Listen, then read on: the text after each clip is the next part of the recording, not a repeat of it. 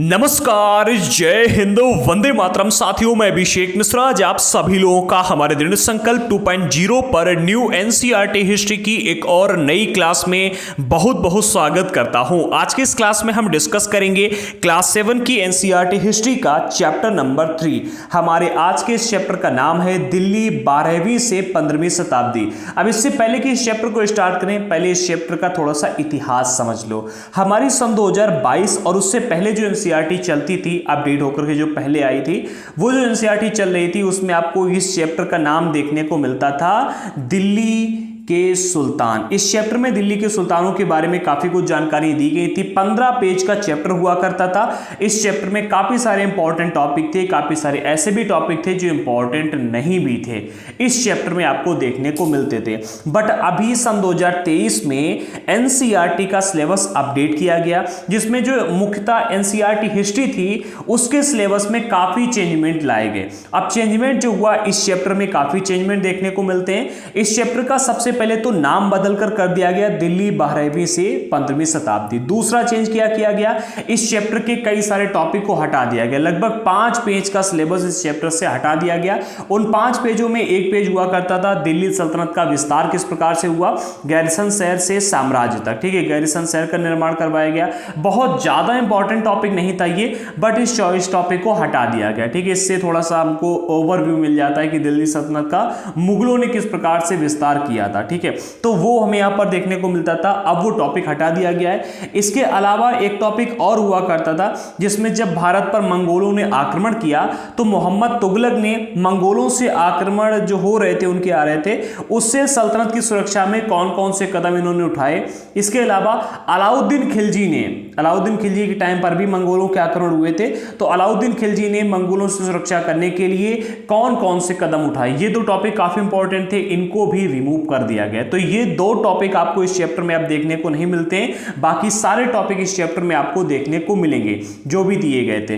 तो आइए एक बार हम देख लेते हैं कि इस चैप्टर में हमको क्या क्या पढ़ने को मिलेगा। तो सबसे पहले हम दिल्ली शहर का इतिहास पढ़ेंगे कि दिल्ली एक महत्वपूर्ण शहर कब बना, राजधानी कब बना।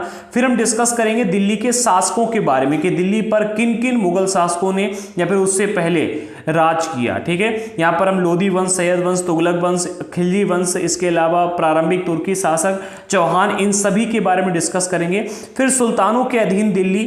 ठीक है, ये जो टॉपिक है इसका नाम पहले रखा गया था दिल्ली के सुल्तानों के बारे में जानकारी कैसे। ठीक है, बट अभी इस टॉपिक का नाम बदलकर कर दिया गया है सुल्तानों के अधीन दिल्ली। तो ये भी हम यहाँ पर डिस्कस करेंगे कि जो सुल्तानों ने दिल्ली पर राज किया उसके बारे में हमको जानकारियां कहां से और कैसे प्राप्त होती हैं, कुछ इंपॉर्टेंट फैक्ट इनके बारे में डिस्कस करेंगे। फिर टॉपिक मिलता है खलजी और तुगलक वंश के अंतर्गत नजदीक से अंतर्गत प्रशासन, जो अलाउद्दीन खिलजी रहा और जो तुगलक रहा, तो इन दोनों ही वंशों के अंतर्गत जो प्रशासनिक गतिविधियां रही हैं उनको यहां पर हम डिस्कस करें कि उन्होंने किस प्रकार से अपने प्रशासन को चलाया।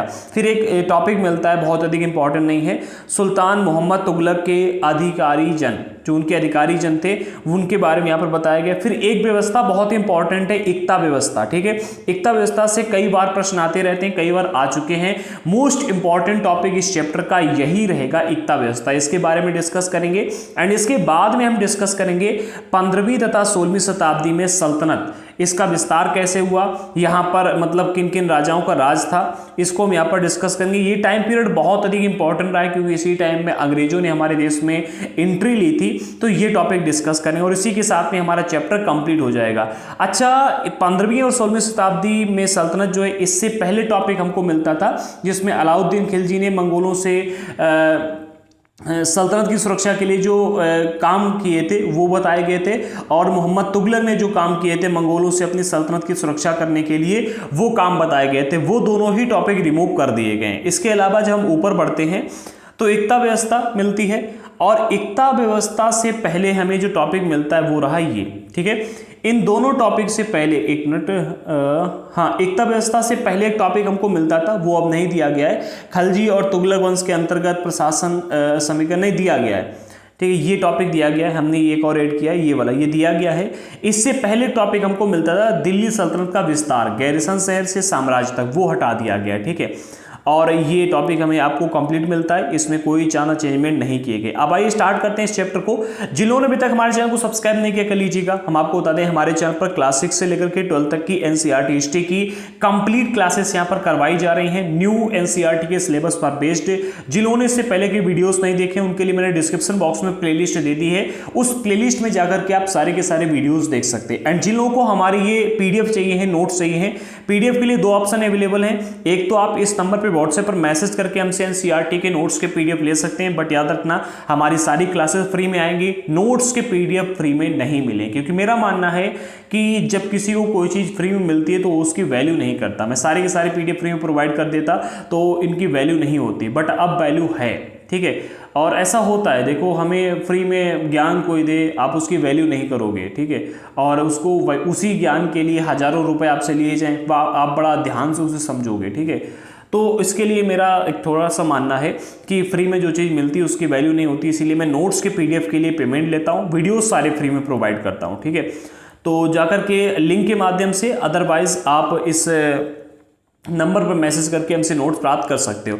तो आते हैं अपने मेन टॉपिक पर। इस चैप्टर का सबसे पहला बिंदु हमको मिलता है, दिल्ली एक महत्वपूर्ण शहर 12वीं शताब्दी में बना। अगर आप 12वीं शताब्दी से पहले का इतिहास देखोगे तो दिल्ली एक महत्वपूर्ण शहर के रूप में कभी भी नहीं था। दिल्ली एक इंपॉर्टेंट सिटी के रूप में जो सामने आया वो 12वीं शताब्दी में आया।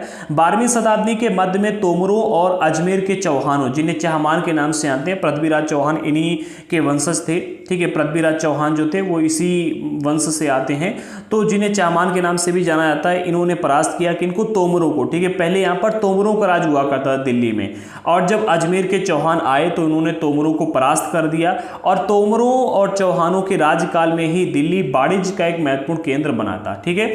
तोमरों को परास्त करने के बाद में यहाँ पर चौहानों का राज स्थापित हो गया था। फिर धीरे धीरे इन्होंने काफ़ी अधिक दिल्ली का विकास किया, और इनसे पहले तोमरों ने भी काफ़ी अधिक विकास किया था। वाणिज्य का एक महत्वपूर्ण केंद्र तोमरों और अजमेर के चौहानों ने मिलकर के दिल्ली को बनाया था। इस शहर में बहुत सारे समृद्ध जैन व्यापारी रहते थे। अच्छा, जैनों के बारे में आप लोग जानते हो, जैन कभी भी आपको गरीब नहीं मिलेगा, ठीक है।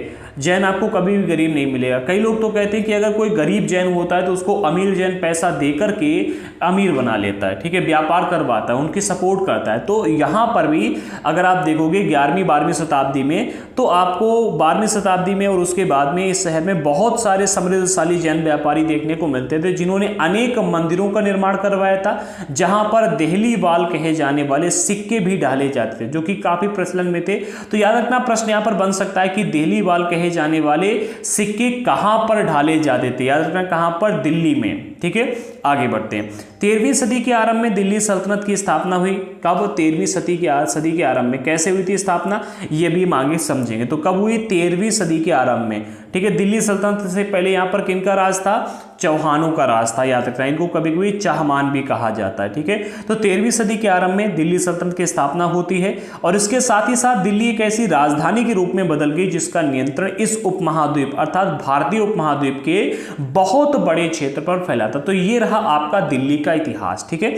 अब यहाँ से मतलब दिल्ली के शासकों का इतिहास शुरू हो जाता है। तो एक बार हम डिस्कस करते हैं कि दिल्ली पर किन किन शासकों ने राज किया। सबसे पहले अगर हम राजपूतों की बात करें तो राजपूतों में आरंभिक 12वीं शताब्दी से लेकर के 1165 तक तोमरों ने राज किया था, और तोमरों में जो सबसे प्रसिद्ध शासक हुए थे वो थे अंगपाल, ठीक है। इन्होंने 1130 से लेकर के और 1145 तक राज किया। तो आरंभिक 12वीं शताब्दी से लेकर के और 1165 तक इन्होंने यहाँ पर राज किया। फिर 1165 में आ जाते हैं चौहान। चौहानों ने तोमरों को परास्त कर दिया, और परास्त करने के बाद में 1165 में अपनी यहाँ पर साम्राज्य का विस्तार करना शुरू कर दिया, ठीक है। फिर 1165 से लेकर के 92 तक चौहानों ने राज किया। चौहानों का सबसे प्रसिद्ध राजा हुआ पृथ्वीराज चौहान, जिसने मोहम्मद गौरी को कई बार हराया, ठीक है। आप सभी को पता होगा इनके बारे में, इनके ऊपर भी मूवी भी बनी है। अक्षय कुमार की मूवी बहुत ही फ्लॉप गई थी, और उसकी वजह से उनको काफ़ी सुनना भी पड़ा, क्योंकि उन्होंने बहुत ही घटिया एक्टिंग की थी इस पिक्चर में। काफी लोगों ने इसको देखा, ठीक है। तो पृथ्वीराज चौहान ने 1175 से लेकर के 92 तक राज किया था। इसके बाद में यहाँ पर प्रारंभिक तुर्की शासक शुरू हो जाता है, ठीक है। अच्छा, प्रारंभिक तुर्की शासक को गुलाम वंश भी कहा जाता है, क्योंकि यहाँ पर अगर आप देखो तो गुलामों ने राज किया था। ये आपका पूरा गुलाम वंश कहा जाता है। 1206 से लेकर के 1290 तक राज किया था। इसमें समझते हैं, तो इसमें सबसे पहले शासक बना था कुतुबउद्दीन ऐबक, ठीक है। इसने 1206 से लेकर के 1210 तक राज किया। फिर इसके बाद में आते हैं शमसुद्दीन इल्तुतमिश, इसने 1210 से लेकर के 1236 तक राज किया। फिर इल्तुतमिश की बेटी आई रजिया, ठीक है। तो रजिया सुल्तान ने राज किया 1236 से लेकर के 1240 तक। लेकिन रजिया का जो साम्राज्य था, या फिर रजिया का जो सुल्तानगिरी थी, या फिर रजिया का सिंहासन जो था, ये आम जनता को तो स्वीकार था, बट जो वहाँ पर पदाधिकारी बैठे थे पुरुष, उनको स्वीकार नहीं था। इसलिए इनको जबरदस्ती अपने सिंहासन से हटाया गया था। इनके बारे में डिटेल में जानकारी दी गई, अभी हम डिस्कस करेंगे। फिर आते हैं गयासुद्दीन बलबन, इन्होंने 1266 से लेकर के 1287 तक राज किया था। इसके बाद में आ जाता है खलजी वंश, ठीक है। और खलजी वंश में अगर आप देखो तो जलालुद्दीन खलजी ने राज किया था 1290 से लेकर के 1296 तक। और संपूर्ण खलजी वंश की अगर हम बात करें तो 1290 से लेकर के 1320 तक खलजी वंश का राज रहा था दिल्ली पर, ठीक है। अच्छा, जब हम दिल्ली शब्द का इस्तेमाल करें तो अर्थात यह है कि दिल्ली राजधानी पर राज किया था, और इन्होंने अपने साम्राज्य का विस्तार भी किया था, ठीक है। विस्तार किया था, अलग अलग क्षेत्रों में विस्तार करते रहे थे। अब दक्षिण भारत में भी गए, उत्तर भारत में भी गए, उत्तर भारत में तो थे ही थे, पूर्वी भारत में भी गए, ठीक है, मतलब पश्चिम बंगाल साइड में गए, और भी कई सारे इलाके में गए।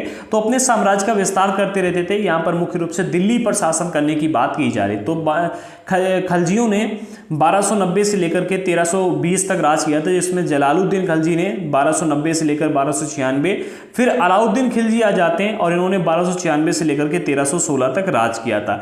इसके बाद में तुगलक वंश का समय आता है। तुगलक वंश ने 1320 से लेकर के 1414 तक राज किया था, और इसमें गयासुद्दीन तुगलक ने 1320 से लेकर के 1324, फिर आते हैं मोहम्मद तुगलक, इन्होंने 1324 से लेकर के 1351 तक राज किया। फिर फिरोज शाह तुगलक आते हैं, इन्होंने 1351 से लेकर के 1388 तक राज किया था। देखो जो डेट्स दी जा रही हैं इंपॉर्टेंट होती हैं, बेसिकली देखो इंपॉर्टेंट हैं, बट बहुत ज़्यादा इनके चक्कर में मत पड़ा करो, ठीक है। जब आप बेसिकली टॉपिक को पढ़ोगे, 4 बार समझोगे, तो डेटें अपने आप याद हो जाएंगी। काफ़ी सारे लोग कहते हैं कि सर हम डेट कैसे याद करें, अपने आप याद हो जाती हैं डेटें, ठीक है। इन्हें याद करने की रट्टा लगाने की जरूरत नहीं। जब आप 4 बार टॉपिक को पढ़ोगे, एक्सरसाइज लगाओगे इसकी, जब आप यहाँ पर प्रैक्टिस करोगे, तो डेट अपने आप याद हो जाएंगी। ज़्यादा डेट याद करने के चक्कर में मत पड़ो, रट्टू तोता मत बनो, ठीक है। वैसे आप याद कर सकते हो, मुझे पता है, बट या बहुत ज़्यादा मैंने तो कभी याद नहीं की, मुझे अपने आप याद हो गए। धीरे धीरे पढ़ाते और पढ़ते हुए ज़्यादा प्रैक्टिस की मैंने, उससे मुझे याद हो गए, ठीक है। तो डेट याद करने के लिए बहुत ज़्यादा चक्कर में मत पड़ा करो, ठीक है। बस एक समय काल याद करो कि भाई तुगलक ने कब से कब तक राज किया, 1300 से लेकर के 1414 तक राज किया, ठीक है, 1320 से लेकर के। इसके बीच में 3 महत्वपूर्ण शासक आए, कौन कौन से? गयासुद्दीन तुगलक, मोहम्मद तुगलक, फिरोज शाह तुगलक, ठीक है। इन्होंने कब से कब तक राज किया, तो मान लेते हैं इन्होंने 4 साल राज किया गयासुद्दीन तुगलक ने। फिर मोहम्मद तुगलक ने कब से कब तक राज किया, 1324 से लेकर के 91 तक, लगभग 26-27 साल तक इन्होंने राज किया। फिर आते हैं फिरोज शाह तुगलक, इन्होंने 1351 से लेकर के 1388 तक राज किया। हम कह सकते हैं कि लगभग इन्होंने 38 साल तक राज किया यहाँ पर, ठीक है। तो ऐसे हम जब मोटा मोटा अंदाजा लगाते हैं तो हमें याद हो जाता है। फिर तुगलक वंश के बाद में आता है सैयद वंश, और सैयद वंश जो है 1414 से लेकर के 1451 तक चलता है। इसमें इनके जो सबसे महत्वपूर्ण शासक आए वो होते हैं खिज खान, ठीक है। और इन्होंने 1414 से लेकर के 1421 तक राज किया था दिल्ली। फिर आता है लोधी वंश। लोधी वंश में बहलोल लोधी ने 1451 से लेकर के 1489 तक राज किया। इस चैप्टर को अगर आप देखोगे तो इस चैप्टर में बात की गई है कि हम 12वीं से लेकर के 15वीं शताब्दी के बीच में राज करेंगे, बात करेंगे, ठीक है। तो वही यहाँ पर 12वीं से लेकर के और 15वीं शताब्दी की बात की जा रही है। तो ये 15वीं शताब्दी तक के इतिहास की यहाँ पर बात की गई। आगे का इतिहास आपको आगे के चैप्टर्स में, या फिर मतलब फिर आपका आधुनिक भारत में आ जाता है ज़्यादा आगे का 16वीं शताब्दी से, ठीक है। 17वीं शताब्दी से अगर आप देखोगे तो वो हम क्लास 12th में और क्लास 12th के ही पार्ट 2 और पार्ट 3 में डिस्कस करेंगे। अभी और आगे देखने को मिलेगा इसके बारे में आपको, ठीक है। आगे बढ़ते हैं। अब यहाँ पर हम बात करते हैं सुल्तानों के अधीन दिल्ली। जो सुल्तानों के अधीन दिल्ली थी उसकी बारे में हमको जानकारी कहाँ से प्राप्त होती है, और भी कई सारे फैक्ट। तो अभिलेख, सिक्कों और स्थापत्य, भवन स्थापत्य अर्थात भवन निर्माण कला की भवनों को कैसे बनाया गया, ठीक है। स्थापत्य अर्थात कल्चर हम कह सकते हैं, जिस प्रकार से चीज़ों को बनाया गया, ठीक है, या फिर इसको और कुछ कहा जाता है, कल्चर नहीं कहा जाता है, मुझे याद नहीं आ रहा है इंग्लिश में। अभी आप स्थापत्य समझो, भवन निर्माण कला यानी कि चीज़ों को बनाने की जो कला होती है उसके बारे में बात की जा रही है। जैसे मुगल काल के आप स्कल्पचर्स देखते हो, जो महल बने हुए हैं उनको देखते हो, तो उनके माध्यम से हमको काफ़ी सारी सूचनाएं मिल जाती हैं, ठीक है। मगर और भी महत्वपूर्ण वे इतिहास, तारीख और तवारीख है। तारीख एक वचन होता है, तवारीख बहुवचन होता है। देखो, एक तो हमको अभिलेखों, सिक्कों और स्थापत्य के माध्यम से काफ़ी जानकारी मुगलों के बारे में पता चल जाती है, सुल्तानों के बारे में पता चल जाती है, लेकिन एक और महत्वपूर्ण इतिहास है जिसको हम कहते हैं तारीख या तवारीख, ठीक है। जो सुल्तानों के शासनकाल में प्रशासन की भाषा फारसी में लिखे गए थे।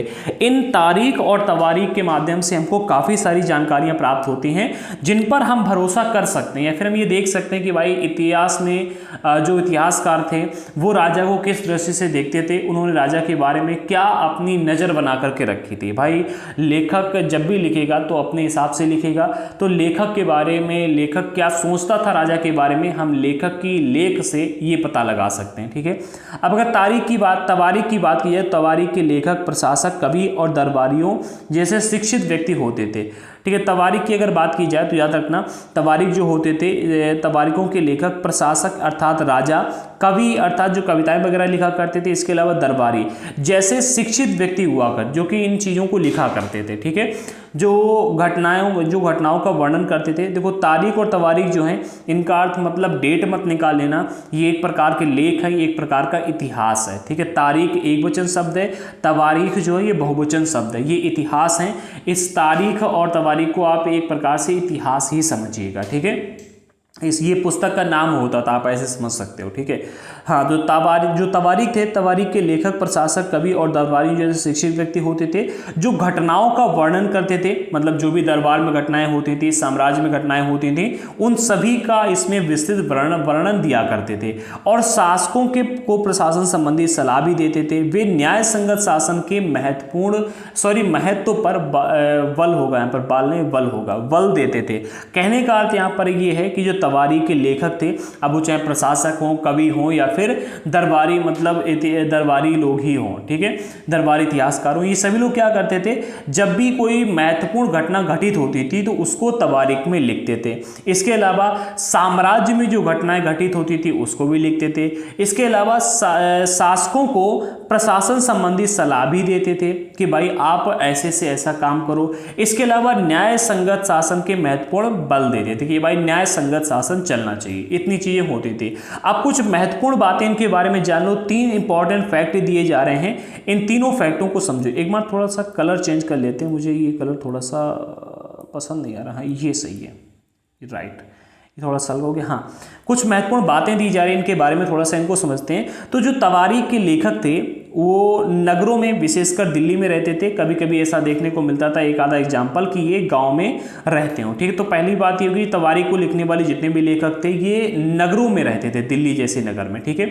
दूसरा पॉइंट में ये कहा जा रहा है कि वे अक्सर अपने इतिहास सुल्तानों के लिए उनसे ढेर सारे इनाम पाने की आशा से लिखते थे। मतलब कहने का अर्थ ये है कि भाई ये चाहे कवि हो या दरबारी इतिहासकार हो या प्रशासक हो, ये सभी जो भी ये तवारीख लिखा करते थे, इसके पीछे का तमाम कारणों में से मुख्य कारण जो था वो ये होता था कि शासकों से उनको सुल्तान के लिए लिखते थे ताकि इनाम और इकराम पाने की आशा रखें, ठीक है, इनाम पाने के लिए कि भाई हम शासक के लिए इतिहास लिखेंगे तो शासक हमें इनाम देगा। अब भाई मान लो कि आपके बारे में कोई उल्टी सीधी चीजें लिख करके आ रहा है, तो क्या आप उसे इनाम दोगे? इनाम में फांसी पर भले लटका दो, अगर आप लटकाने की हैसियत रखते हैं तो, या आप मारने की हैसियत रखते हैं तो आप उसे मार दो, ठीक है। अगर आपसे कोई व्यक्ति इनाम लेना चाहता है तो वो आपके बारे में अच्छी बातें ही लिखेगा, आपकी बुरी बातें नहीं लिखेगा। इसी वजह से हम तवारीखों पर पूर्ण रूप से भरोसा नहीं कर सकते, क्योंकि तवारीखों को लिखने के पीछे का जो उद्देश्य होता था वो सुल्तानों के लिए लिखते थे। और क्यों लिखते थे? ताकि उनसे इनाम इकराम पाने की आशा रख सके, ठीक है, उनसे इनाम वगैरह मिलता रहता था। इसीलिए इन तवारीखों की रचना की जाती थी। तो इससे हम कह सकते हैं कि शासकों को प्रसन्न करने के लिए अधिकतर तवारीखों की रचना की गई, अर्थात यहां पर हमें एक लेखक का दृष्टिकोण देखने को मिलता है। यहां पर हमें एक सच्ची घटना हो सकती है कि नहीं भी देखने को मिले, ठीक है, लेकिन लेखक का दृष्टिकोण देखने को मिलता है कि लेखक राजा के बारे में क्या सोचता था या क्या जनता को दिखाना चाहता था, वो चीजें हमें यहां पर देखने को मिलती हैं। ये लेखक अक्सर शासकों को जन्मसिद्ध अधिकार और लिंग भेद पर आधारित आदर्श समाज व्यवस्था बनाए रखने की सलाह देते थे। अच्छा, जन्मसिद्ध अधिकार की तो बात ये हुई कि राजा का बेटा ही राजा बनेगा। यहां पर जो लिंग भेद शब्द का इस्तेमाल किया गया है, इसका अर्थ यह है कि स्त्रियों तथा पुरुषों के बीच में सामाजिक तथा शारीरिक रचना संबंधी अंतर, कि भाई स्त्रियों को घर के अंदर रहकर काम करना चाहिए, पुरुषों को बाहर जाकर युद्ध करना चाहिए, राजा बनना चाहिए। मतलब जितने भी बड़े काम है, बाहर वाले काम है, वो पुरुषों को करने चाहिए। क्यों? क्योंकि शारीरिक रचना में अंतर है, समाज में अंतर है, सामाजिक और शारीरिक रचना में अंतर है, इस वजह से लिंग भेद हो गया। अच्छा, जन्म सिद्ध अधिकार का अर्थ है कि जन्म के अधिकार आधार पर विशेषाधिकार का दावा। अब दादा, अगर राजा जी से कहोगे कि राजा जी आपका जन्म एक राज परिवार में हुआ, इसलिए आपको यह अधिकार मिलना चाहिए, ठीक है, और आप राजा के बारे में कविता लिख देते हो, राजा प्रसन्न होकर आपको देगा नहीं, इनाम देगा। और अगर आप लिख दो कि राजा का जन्म मतलब आपका जन्म राजा के घर में हुआ, इसलिए आप राजा नहीं बनेंगे, आप सिद्ध करके दिखाओ कि आप राजा बनोगे तो राजा बनने देंगे, वो फांसी पर लटका देगा कि नहीं? जरूर लटकाएगा। तो वही चीज यहां पर ये कि यहां पर आपको मतलब इनाम पाने के लिए ये सारी बातें लिखी गई, ठीक है। तो यहां पर क्या होता था, लेखक अक्सर शासकों को जन्मसिद्ध अधिकार और लिंग भेद पर आधारित आदर्श समाज व्यवस्था बनाए रखने के लिए सलाह देते थे। जन्मसिद्ध अधिकार का अर्थ है जन्म के आधार पर विशेषाधिकार का दावा। कुछ खास परिवारों में जन्म लेने के कारण शासक अपने कारण शासन करने का अधिकार विरासत में मिलता था, अर्थात राजा का बेटा राजा बनेगा, वही बात, ठीक है। और लिंग भेद तो आप लोग समझ ही सके कि वो औरत है तो वो राजा नहीं बन सकती, वो पुरुष है तो वो राजा बनेगा, वो औरत है तो वो बच्चा ही पैदा करेगी और कोई काम उसके लिए लायक नहीं है, वो सेना में नहीं आ सकती, वो पुरुष है इसलिए वो घर का खाना नहीं बनाएगा या वो घर के काम नहीं करेगा, ऐसे अधिकार, ठीक है। आगे बढ़ते, सन 1236 में क्या हुआ, सुल्तान इल्तुतमिश की बेटी रजिया सिंहासन पर बैठी। किसकी बेटी थी ये? सुल्तान इल्तुतमिश की बेटी थी, जिसका नाम था रजिया। ये सिंहासन पर बैठे और अपने सभी भाइयों से अधिक योग्य और सक्षम थी। याद रखना, जो रजिया सुल्तान थी, इसके बारे में कहा जाता है कि ये अपने सभी भाइयों से अधिक योग्य थी और साम्राज्य को संभालने में सक्षम भी थी, लेकिन फिर भी दरबार के जन एक रानी को शासक के रूप में मान्यता नहीं दे पा रहे थे, ठीक है। अच्छा, अगर आप उसी टाइम के और अधिक इतिहासों को देखोगे तो हमें एक एग्जाम्पल मिलता है काकतीय वंश की रानी बारंगल की रानी जो थी, इनका नाम क्या था? रुद्रमा देवी का, ठीक है। इन्होंने तो पूरा राज किया था 1262 से लेकर के 1289 तक। इसके बाद में एक एग्जाम्पल हमको मिलता है रानी दिद्दा का, ठीक है। ये कश्मीर की शासिका थी, इन्होंने 980 से लेकर के और 1003 तक राज किया था। ऐसा अगर आप देखोगे, अभी एक बयान आया था, बहुत ही बड़ा बयान आया था कि बुर्के वाली लड़की को प्रधानमंत्री बनाएंगे। जिन लोगों की ये सोच हो, ठीक है, जिन लोगों की ये सोच हो कि भाई रजिया जो कि योग्य भी है और सक्षम भी है, वो रानी नहीं बन सकती, उसको रानी के रूप में मान्यता नहीं दे पा रहे हैं, उसके स्वतंत्र रूप से शासन करने की कोशिश से प्रसन्न नहीं थे जो लोग, ठीक है। सन 1240 में उसे सिंहासन से हटा दिया गया। क्यों हटाया गया? क्योंकि वो एक महिला थी। वो ये बात कह रहे हैं कि भाई महिला को राजा बनाएंगे। ये ढकोसलेपंथी वाली बातें आजकल के नेता लोग देते हैं, ठीक है। दूसरी तरफ अगर आप और अधिक एग्जाम्पल देखोगे तो आपको समाज में बहुत सारे एग्जाम्पल देखने को मिल जाएंगे। आज के टाइम पर अगर आप देखोगे, हमें हमारे देश में बहुत सारे धर्म देखने को मिल जाते हैं, ठीक है। सनातन धर्म की अगर हम बात करें तो यहाँ पर महिलाओं को बहुत अधिक छूट दी गई है, ठीक है। सनातन धर्म के हिसाब से उन्होंने मॉडर्न जमाने को देखा, समझा, फॉलो किया और उस हिसाब से औरतों को हर काम करने का अधिकार दिया है, मर्दों के समान माना है। लेकिन वहीं अगर आप इस्लाम में देखोगे तो कहते हैं बुर्के वाली लड़की पीएम बनेगी, ठीक है, लेकिन घर से बाहर नहीं निकलने देंगे, ठीक है। और इसके अलावा और भी कई सारे, मतलब पुरुषों के समान महिलाएं नहीं आ सकती, ऐसा कहा जाता है, ठीक है। लेकिन कई क्षेत्रों में आजकल ऐसा जो बातें हैं उनको छोड़ करके महिलाएं आगे बढ़ने लगी हैं, महिलाएं अपने अधिकार मांगने लगी हैं। यहाँ पर हम किसी धर्म विशेष की बात नहीं कर रहे कि भाई वो धर्म खराब है या वो लोग खराब है, मैं यहाँ पर मानसिकता की बात कर रहा हूँ। आप कहते तो हैं कि हम बुर्के वाली को प्रधानमंत्री बनाएंगे, बट आप बुर्के वाली को घर से बाहर तक निकलने नहीं देते। कहने का अर्थ ये है यहाँ पर। तो जैसे रजिया थी यहाँ पर राजा बनी थी, ठीक है, रानी बनी थी, लेकिन इनको क्या है मात्र 4 साल के अंदर ही सिंहासन से हटा करके अलग फेंक दिया गया कि हम एक महिला का अपने सर के ऊपर राज स्वीकार नहीं करेंगे। उसके स्वतंत्र रूप से शासन करने की कोशिश से प्रसन्न नहीं थे लोग और 1240 में उसे सिंहासन से हटा दिया गया। रजिया ने अपने अभिलेखों और सिक्कों पर अंकित करवाया था कि वह सुल्तान इल्तुतमिश की बेटी थी। ये बात याद रखना। अच्छा, जब ऐसा हुआ तो उस युग के इतिहासकार मिन्हाज सिराज थे, जिनको मिन्हाज सिराज का सोचना क्या था, इस चीज को समझो कि ईश्वर ने जो आदर्श समाज व्यवस्था बनाई है उसके अनुसार स्त्रियों को पुरुषों के अधीन होना चाहिए, इसलिए वह पूछता है। मतलब अगर आप इस्लाम में देखोगे तो इस्लाम में ऐसा कहा जाता है कि जो महिलाएं हैं वो पुरुषों के अधीन रहेंगी। कहते हैं महिलाओं को पुरुष खेती समझते हैं, सिर्फ बच्चा पैदा करने के लिए उनको मतलब समझा जाता है। कहते हैं कि पुरुष जो हैं महिलाओं में किसी भी तरह से कभी भी प्रवेश कर सकते हैं। आजकल तो मौलवियों के ऐसे भाषण आते हैं कि महिलाओं को आप बकरी समझो, ठीक है, बकरी समझो, उसे खेती समझो, जिधर से चाहो उधर से जाओ, 4 शादी करो। महिलाओं को बहुत दबा के रखा गया। तो वहीं पर मिन्हाज सिराज ये सवाल करता है कि खुदा की रचना के खाते में उसका ब्यौरा चूंकि मर्दों की सूची में नहीं आता, इसलिए इतनी शानदार खूबियों से भी उसे आखिर हासिल किया हुआ किसे, रजिया को। यहाँ पर रजिया की बात की जा रही है। चूंकि मर्द का इनका मिन्हाज सिराज का कहना यह यहाँ पर यह था कि ईश्वर ने जो आदर्श समाज व्यवस्था बनाई है, इस्लाम में जो बात कही गई है, जिस प्रकार की आदर्श समाज व्यवस्था बनाई है उसके अनुसार स्त्रियों को पुरुषों के अधीन होना चाहिए, ठीक है। इसलिए यहां पर मिन्हाज सिराज ये प्रश्न खड़ा करते हैं समाज के सामने कि खुदा की रचना के खाते में उसका ब्यौरा चूंकि मर्दों की सूची में नहीं आता, किसका, रजिया का। उसके बाद इसलिए इतनी शानदार खूबियां, कौन कौन खूबियां इनके अंदर, ये अधिक योग्य हैं अपने सभी भाइयों से और सक्षम भी है साम्राज्य को संभालने में, ठीक है।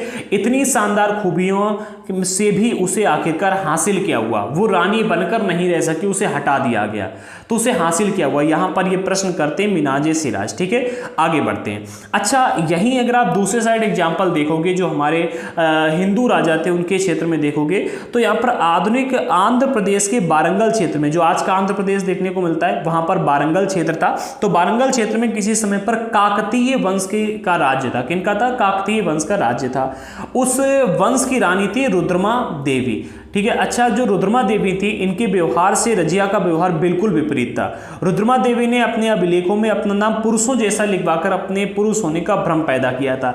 अच्छा, इन्होंने भ्रम कैसे पैदा किया था जानते हो, इनके बचपन से ही इनको पुरुष बना करके रखा गया, समाज के सामने ऐसा दिखाया गया कि ये पुरुष है। ऐसा क्यों किया गया, क्योंकि उस टाइम पर परिवारों में षड्यंत्र बहुत चलते थे, ठीक है, कि अगर मतलब लड़का नहीं हुआ तो तुम्हारा साम्राज्य उनके पास चला जाएगा।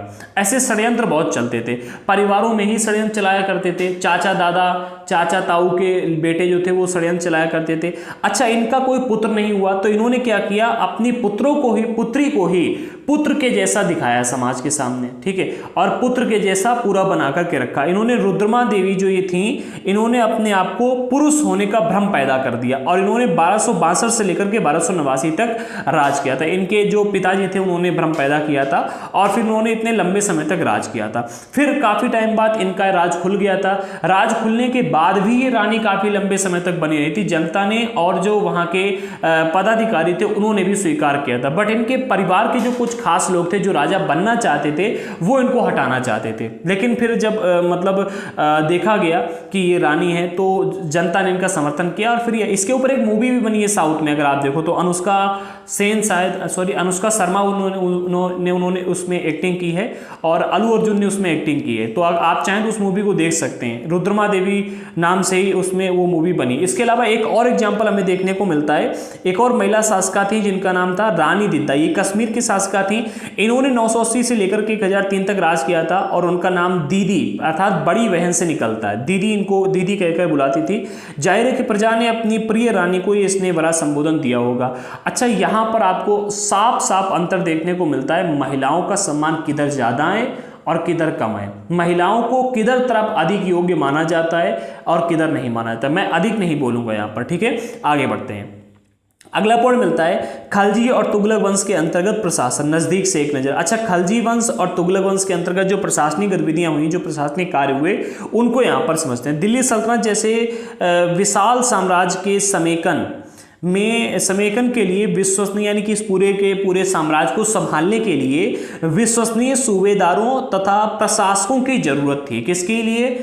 ताकि दिल्ली सल्तनत को हम अच्छे ढंग से संभाल सकें, इस विशाल साम्राज्य का विस्तार कर सकें, इसे संभाल सकें। इसके लिए विश्वसनीय सूबेदार हों और प्रशासकों की ज़रूरत है कि भाई अलग अलग जगहों पर जाकर के जो हम प्रशासक भेजें जो वहाँ पर राज करें। जैसे कि आज के टाइम पर आप राज्य देखते हो, पहले केंद्र है फिर राज्य आता है। इसी तरह से अलग अलग प्रांत हुआ करते थे, सूबे हुआ करते थे, तो सूबों में सूबेदार भेजे जाते थे। ठीक है, तो विश्वसनीय सूबेदार तथा प्रशासकों की जरूरत थी। दिल्ली के आरंभिक सुल्तान विशेषकर इल्तुतमिश सामंतों और जमींदारों के स्थान पर अपने विशेष गुलामों को सूबेदार नियुक्त करना अधिक पसंद करते थे। क्या कहा जा रहा है? कहने का अर्थ यहाँ पर है कि जो दिल्ली के आरंभिक सुल्तान थे, यानी कि स्टार्टिंग में जिन्होंने यहाँ पर राज किया, जिसमें आपको इल्तुतमिश देखने को मिलता है। ठीक है, ये सामंतों और जमींदारों के स्थान पर जो सामंत थे, ठीक, जो स्थानीय सामंत थे या फिर जो बाहर सामंत आए यहाँ पर, उनके स्थान पर अपने विशेष गुलामों को सूबेदार नियुक्त करना अधिक पसंद करते थे। अच्छा, इन्होंने सामंत और जमींदार की जगह गुलामों को क्यों नियुक्त किया? इसके पीछे का कारण यह है कि उसमें विद्वानों का कहना यह था कि सुल्तान के लिए एक योग्य और अनुभवी गुलाम बेटे से भी बढ़कर होता है। ऐसा क्यों? क्योंकि गुलामों के लिए जो भी होता है, ठीक है, जब भी कोई व्यक्ति गुलाम बनता है तो उसका परिवार उससे छूट जाता है, और गुलामों के लिए गुलाम का मालिक ही सब कुछ होता है, वो अपने मालिक के लिए जिंदगी जीता है। इसलिए कहते हैं कि एक योग्य और अनुभवी गुलाम उस टाइम पर सुल्तान के लिए या फिर किसी व्यक्ति के लिए अब बेटे से भी बढ़कर होता है, क्योंकि बेटा एक बार क्या है कि दगा दे सकता है बट गुलाम दगा नहीं दे सकता, ऐसी बात पहले कही जाती थी। ठीक है, तो यहाँ पर जो शासक थे, आरंभिक शासक थे, उन्होंने गुलामों पर अधिक भरोसा किया। ठीक है, गुलामों को सूबेदार नियुक्त करना अधिक पसंद किया गया। गुलामों को फारसी में बंदगा कहा जाता है। क्या कहते हैं? गुलाम को फारसी में बंदगा कहा जाता है, तथा इन्हें सैनिक सेवा के लिए खरीदा जाता था। याद रखना, जो गुलाम थे इनको सैनिक सेवा प्रदान करने के लिए, सैनिक सेवा के लिए खरीदा जाता था। पहले बहुत बड़ी मात्रा में गुलामों को खरीदा बेचा जाता था। महिलाओं को जब भी आक्रमण के लिए यहाँ पर मुगल आते थे तो महिलाओं को, पुरुषों को यहाँ से पकड़ कर ले जाते थे बंदी बनाकर, और फिर ले जाकर वहाँ पर बेचते थे कि भाई इतने गुलाम बेचने के लिए यहाँ पर आए, इतनी महिलाओं को बेचने के लिए आए। ठीक है, अगर आप देखोगे जब अशोक ने हमारे देश में, अशोक सम्राट वही, ठीक है, जो मौर्य साम्राज्य के शासक थे, जब उन्होंने बौद्ध धर्म को अपना लिया था और अहिंसा का पालन कर लिया था, तो अशोक की मृत्यु के बाद में भारत में इतनी बड़ी लेवल पर मतलब अहिंसा फैल गई थी कि यहाँ से महिलाओं को पकड़कर अफगानिस्तान वगैरह में ले जाते थे और वहाँ पर उनकी सेलिंग की जाती थी, गुलाम बनाया जाता था। ठीक है, बेचा जाता था, और यहाँ पर अहिंसा के पुजारी इतने हो गए थे कि उनसे मुकाबला भी नहीं करते थे। ठीक है, फिर इसके बाद में पुष्यमित्र शुंग जो थे वो खड़े हुए और उन्होंने इसका विरोध किया और यहाँ पर बौद्ध लोगों को मार दिया। ठीक है, और फिर यहाँ पर बौद्ध धर्म का विनाश करना शुरू कर दिया कि आखिरकार अगर बौद्ध धर्म बना रहा तो देश का विनाश हो जाएगा, देश की इज्जत को नीलाम किया जा रहा था बहुत बुरी तरीके से, तो ये देखने को मिलता है। ठीक है, तो यहाँ पर क्या है कि इस टाइम तक आते थे, गुलामों को फारसी में बंदगा कहा जाता है, इन्हें सैनिक सेवा के लिए खरीदा जाता था, साथ ही साथ उन्हें राज्य के कुछ महत्वपूर्ण राजनीतिक पद का काम करने के लिए बड़ी सावधानी से प्रशिक्षित भी किया जाता था कि भाई गुलाम हैं, हमको गुलाम मिल रहे हैं तो हम गुलाम को प्रशिक्षित करेंगे ताकि गुलाम हमारे राज्य में जो विशिष्ट राजनीतिक पद हैं वहां पर जाकर के रह सकें। ठीक है, प्रशिक्षित किया जाता है इसके लिए। ठीक है, वे चूंकि पूरी तरह से अपने मालिक पर निर्भर होते थे, कौन? गुलाम। गुलाम का कोई नहीं होता था मालिक के अलावा, इसलिए सुल्तान भी विश्वास करके उन पर निर्भर हो सकते थे, सुल्तान भी उनके ऊपर पूर्ण रूप से निर्भर रहते थे। अगर आपने अलाउद्दीन खिलजी वाली मूवी देखी होगी तो उसमें आपने देखा होगा कि वो गुलाम जब उन्हें गिफ्ट किया जाता है अलाउद्दीन खिलजी को, तो वो उससे कहता है कि हमें मतलब इन दोनों लोगों को मार दो और हमें मतलब ये तुम्हारी जांच चाहिए, तो वो दोनों को मार देता है, राजा के प्रमुख जो होते थे उनको, और फिर वो अपने ही चाचा जान को मार के राजा बन जाता है और वो गुलाम एंड तक उसका कितना साथ निभाता है। इसी तरह से गुलाम भी मतलब अगर आप देखो तो विश्वासी मिलते थे।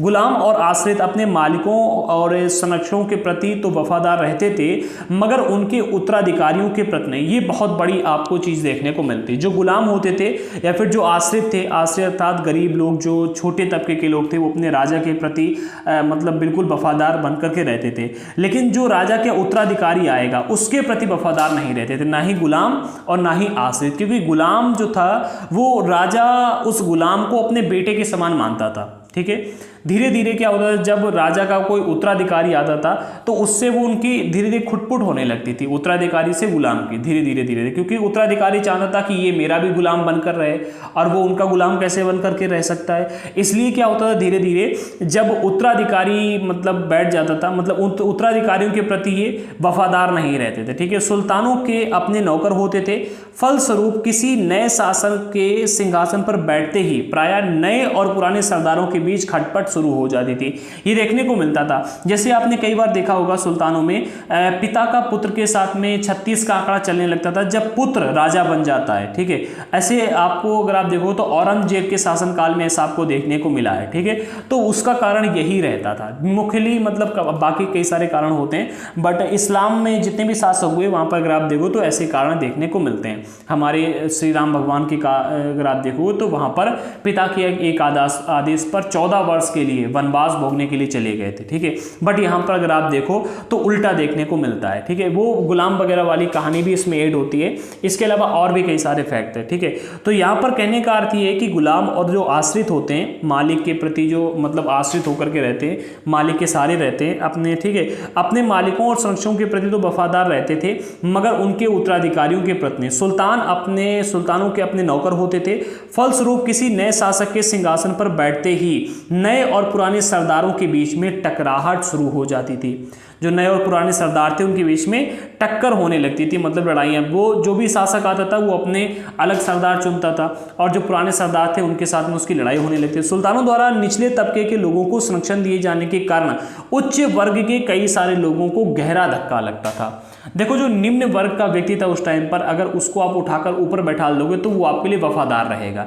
शासक इसलिए क्या करते थे, जो निचले तबके के लोग थे उनको संरक्षण देते थे और संरक्षण देने के अलावा उनको बड़े बड़े पद दिया करते थे, ठीक है। निचले तबकों को संरक्षण दिए जाने के कारण अब इस वजह से होता क्या था, जो उच्च वर्ग के व्यक्ति थे, ठीक है, वो शासकों के साथ में अपनी बुराई ले लेते थे, उनसे मतलब चिढ़ जाते थे और उनको इससे गहरा धक्का लगता था। फारसी तवारीख के लेखकों ने निचले खानदान के लोगों को ऊंचे पदों पर बैठने के लिए दिल्ली के सुल्तानों की आलोचना भी की है कि भाई आप निचले तबके के जो लोग हैं, जैसे जो नाई थे या फिर जो बावर्ची थे या फिर जो माली थे, उनको सुल्तानों ने क्या किया था, ऊंचे पद पर बैठा दिया। इसको लेकर के मतलब काफ़ी यहाँ पर देखने को मिलता था विरोध इनका, ठीक है। अब सुल्तान मोहम्मद तुगलक अधिकारी जन, सुल्तान मोहम्मद तुगलक जो थे, उन्होंने क्या किया था, कुछ निचले तबके के लोगों को अपने सिंहासन पर मतलब कुछ ऊंचे पोस्ट पर बैठा दिया था। उसका यहाँ पर एग्जाम्पल मिलता है। सुल्तान मोहम्मद तुगलक ने अजीज खुमार नामक एक कलाल था शराब बनाने वाला और बेचने वाला व्यक्ति, इसके अलावा फिरोज हजाम नामक नाई था, एक मनका तब्बाख नामक बावर्ची था और लड्डा तथा पीरा नामक माली थे। इनको ऊंचे प्रशासनिक पदों पर बैठा दिया था। किसने? सुल्तान मोहम्मद तुगलक ने। तुगलक वंश की यहाँ पर बात की जाए, जब इन्होंने ऊंचे पद पर बैठा दिया तो 14वीं शताब्दी के मध्य में इतिहासकार जियाउद्दीन बर्नी ने इन नीतियों का उल्लेख करते हुए सुल्तान के राजनीतिक विवेक के नाश और शासन की अक्षमता के उदाहरण के रूप में इसको प्रस्तुत किया था कि भाई ये शासन की अक्षमता है और यहाँ पर सुल्तान के राजनीतिक विवेक का नाश हो गया, इसलिए इन्होंने इन जो निचले तबके के लोग हैं उनको यहाँ पर इन पदों पर बैठा दिया। तो ऐसे एग्जाम्पल आपको देखने को मिलते थे, ठीक है। आगे बढ़ते हैं। अगला पॉइंट मिलता है एकता व्यवस्था। ये मोस्ट इंपॉर्टेंट टॉपिक है, इसको भी यहाँ पर समझो। टाइम बहुत ज़्यादा हो रहा है बट मैं इस टॉपिक को एक्सप्लेन करूँगा, पूरे चैप्टर को कंप्लीट करके यहाँ से हटूंगा। एकता व्यवस्था किसे कहते हैं? तो पहले वाले सुल्तानों की तरह ही खलजी और तुगलक शासकों ने सेना नायकों को भिन्न भिन्न आकार के इलाकों के सूबेदार के रूप में नियुक्त किया। देखो, जैसे पहले अगर आप देखोगे तो पहले वाले शासकों ने क्या किया था, एकता व्यवस्था को अपनाया था, ठीक है। अब एकता व्यवस्था में होता क्या था, एकता व्यवस्था को भी हम आगे समझेंगे क्या होती है, ठीक है। पूरा दिया गया है, बार बार समझाने का कोई फायदा नहीं है। जो पहले शासक थे उन्होंने क्या किया था, एक व्यवस्था बनाई जिसको नाम दिया था एकता व्यवस्था, ठीक है। फिर बाद में आते हैं खलजी शासक, तुगलक शासक, तो इन्होंने क्या किया, उसी व्यवस्था को अपना लिया और सेना नायकों को विभिन्न आकार के इलाकों के सूबेदार के रूप में नियुक्त कर दिया, ठीक है। और जो ये विभिन्न इलाके थे इनको इक्ता कहा जाता था, ठीक है, तथा इन इलाकों को संभालने वाले मुख्य अधिकारी इक्तेदार या फिर मुक्ति कहे जाते थे। सपोज दैट कि भाई राजा के पास में इतना इलाका है, ठीक है, इतना इलाका है। अब राजा के पास में 10 सेना नायक भी हैं। कितने सेना नायक हैं? 10 सेना नायक हैं, ठीक है। वो मतलब इस इलाके, बहुत बड़ा इलाका नहीं, छोटा इलाका है। तो राजा क्या करेगा, इतना इलाका तो अपने अंडर में रख लेगा। मान लो कि यहाँ पर है तो इतना इलाका अपने अंडर में रख लिया। इसके अलावा बचा हुआ जितना भी इलाका है तो 1 2 3 4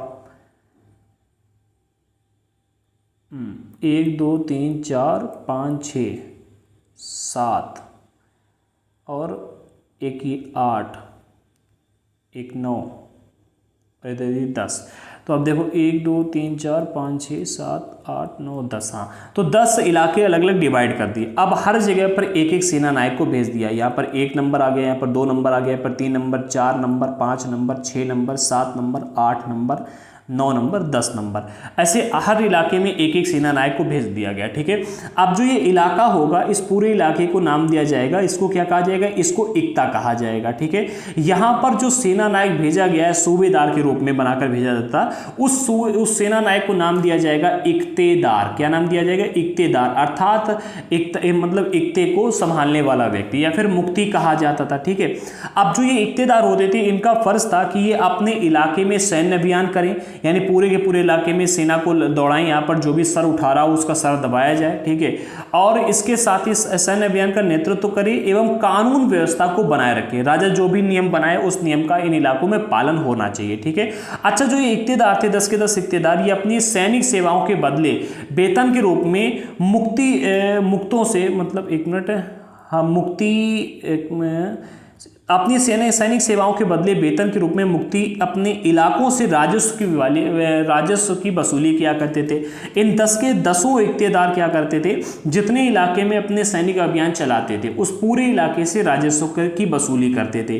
राजस्व के रूप में जो भी रकम मिलती थी उससे ही वे अपने सैनिकों की तनख्वाह देते थे, मतलब कुछ सैनिक इनको रखने होते थे, ठीक है। और सैनिक रखने के बाद में पूरे इलाके में सैनिक अभियान चलाते होते थे। ये प्राइवेट सैनिक रहते थे, ठीक है।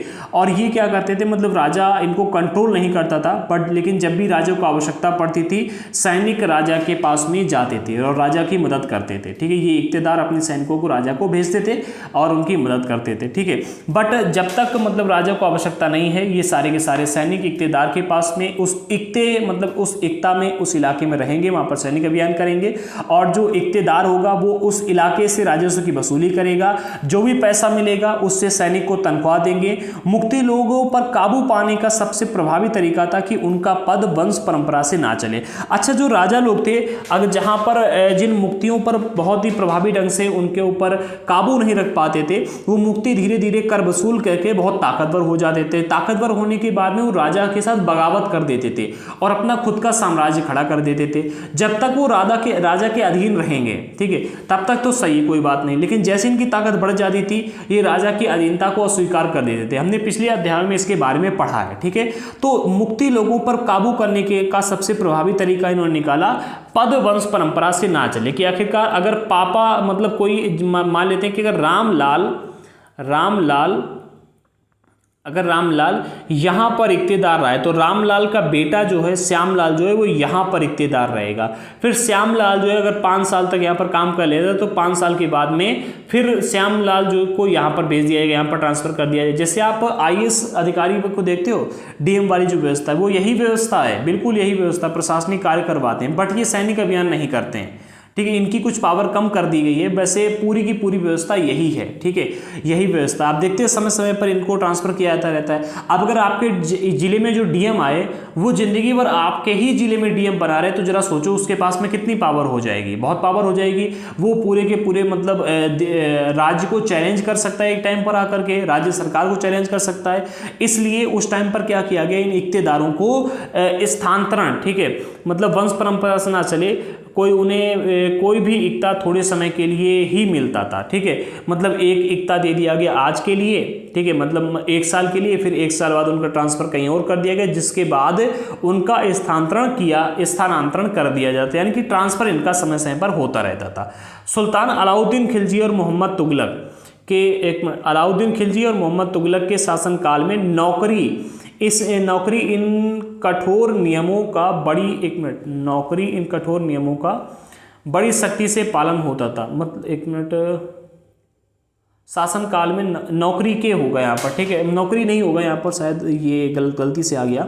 आप इतना समझो कि देखो अलाउद्दीन खिलजी और मोहम्मद तुगलक इनके शासनकाल में जो ये नियम बनाए गए थे, ठीक है, इन नियमों का बहुत ही कठोरता से, बहुत ही सख्ती से पालन होता था कि भाई कोई भी पद जो है वंश परंपरा से ना चले, समय समय पर स्थानांतरण किया जाता रहे, जो मतलब राजस्व की वसूली कर रहे हैं वो उनके मतलब उतनी ही वसूली हो जितने का उनका वेतन होना चाहिए। वो क्या कहता है, वेतन के बदले वसूली कर रहे हैं तो जितना वेतन तय किया गया उतनी ही वसूली करें, ठीक है। इसको लेकर के काफी मतलब सख्ती से पालन किया गया। मुक्ति लोगों द्वारा एकत्रित किए गए राजस्व की रकम का हिसाब लेने के लिए एक लेखा अधिकारी की नियुक्ति की गई कि मुक्ति जितना भी राजस्व वसूल रहे हैं वो ज्यादा तो नहीं है कि भाई जनता के ऊपर कहर ढाने में लगे हुए हैं और हमें बता ही नहीं रहे कि ठीक है आज नहीं तो कल आकर के हमारे ऊपर बगावत कर दें और हमें हराकर खुद राजा बन जाएं। तो उसके लिए लेखा अधिकारी की नियुक्ति की गई। इस बात का ध्यान रखा जाता था कि मुक्ति राज्य द्वारा निर्धारित कर ही वसूले और तय संख्या के अनुसार सैनिक रखे। कहीं ऐसा ना हो जाए कि मुक्ति लोग अपने पास सैनिक बढ़ाते चले जाएं और एक टाइम पर आकर के राज्य के साथ बगावत कर दें। तो इसके लिए सैनिक भी तय संख्या के अनुसार ही रखें और तय संख्या के अनुसार ही वसूली भी करें। इसको लेकर के लेखा अधिकारियों की नियुक्ति की गई थी अलाउद्दीन और मोहम्मद तुगलक के शासनकाल में। जब दिल्ली के सुल्तान शहरों से दूर आंतरिक इलाकों को भी अपने अधिकार में ले आए तो उन्होंने भूमि के स्वामी, सामंतों और अमीर जमींदारों को भी अपनी सत्ता के आगे झुकने के लिए बाध्य कर दिया। देखो स्टार्टिंग में तो इन्होंने ये व्यवस्था एकता वाली व्यवस्था चलाई थी, लेकिन धीरे धीरे जब इन्होंने क्या किया, दिल्ली के आसपास के जो इलाके थे दिल्ली के सुल्तानों ने उन पर भी विजय प्राप्त कर ली। आंतरिक इलाके जो थे वहाँ पर इन्होंने अपना अधिकार प्राप्त कर लिया। हमने पिछले अध्याय में पढ़ा है कि आंतरिक इलाकों में इनका अधिकार जो था या फिर इनका जो साम्राज्य का था उसको ना के बराबर माना जाता था, जनता स्वीकार नहीं करती थी। लेकिन जब इन्होंने स्वीकार करवा लिया जनता से, ठीक है, तब इन्होंने क्या किया, भूमि के स्वामी, सामंत और अमीर जमींदारों को अपनी सत्ता के आगे झुकने के लिए बाध्य कर दिया कि तुम सब हमारी सत्ता के आगे झुकोगे। अभी तक ये सत्ता के आगे झुके नहीं थे, ठीक है, ये सरकार के लिए काम करते थे लेकिन ये सत्ता के आगे उस तरह से झुके हुए नहीं थे। अलाउद्दीन खिलजी के शासनकाल में भू राजस्व के निर्धारण और वसूली के कार्य को राज्य ने अपने नियंत्रण में ले लिया। अब क्या हुआ, अलाउद्दीन खिलजी के शासनकाल में इन्होंने क्या किया कि पूरा के पूरे भू राजस्व का जो निर्धारण होगा वो गवर्नमेंट करेगी, अर्थात इनका सरकार करेगी। मतलब सरकार शब्द का बार बार यूज कर रहे हैं, ठीक है, मतलब ये है कि सुल्तान करेंगे, ठीक है, या फिर मतलब शासन करेगा, ठीक है, अलाउद्दीन खिलजी का शासन करेगा। ऊपर से पूरा का पूरा राजस्व, भू राजस्व निर्धारित किया जाने लगा, वसूली भी ऊपर के आधार पर ही की जाने लगी, मतलब पूरे राज्य अपने नियंत्रण में ले लिया, ठीक है। स्थानीय सामंतों से कर लगाने का अधिकार जिनको पहले था वो छीन लिया गया, बल्कि स्वयं उन्हें भी कर चुकाने के लिए बाध्य किया गया कि अब तुम भी कर चुकाओगे, ऐसा नहीं कि तुम कर नहीं चुकाओगे, तुम भी चुकाओगे। और सुल्तान के प्रशासकों ने जमीन की पैमाइश की और इसका हिसाब बड़ी सावधानी से रखा। इनकी पूरी की पूरी जमीन की नपाई की गई कि कितनी जमीन पर खेती वगैरह हो रही है और उसका हिसाब बहुत ही सावधानी पूर्वक रखा गया, ठीक है। इसके अलावा कुछ पुराने सामंत और जमींदार राजस्व के निर्धारण और वसूली अधिकारी के रूप में सल्तनत के आगे नौकरी करने लगे, सल्तनत के लिए नौकरी करने लगे। और कुछ लोगों ने झुकना मतलब स्वीकार नहीं समझा तो वो राजस्व देकर के अपना काम चलाने लगे। तो इस तरह से देखने को मिलता है उस समय 3 तरह के कर मुख्य रूप से हुआ करते थे। कितने? 3 तरह के कर मुख्य रूप से होते थे। और भी कर थे जिनके बारे में हम डिस्कस करेंगे। पहला कर था कृषि पर, जिसे खराज कहा जाता था, जो किसानों की उपज का 50% होता था। किसान जितनी फसल उगाएगा उसका 50% गवर्नमेंट लेकर के जाएगी उस टाइम की, अर्थात शासन लेकर के जाएगा। दूसरा कर था मवेशियों पर, तीसरा कर था घरों पर, ठीक है।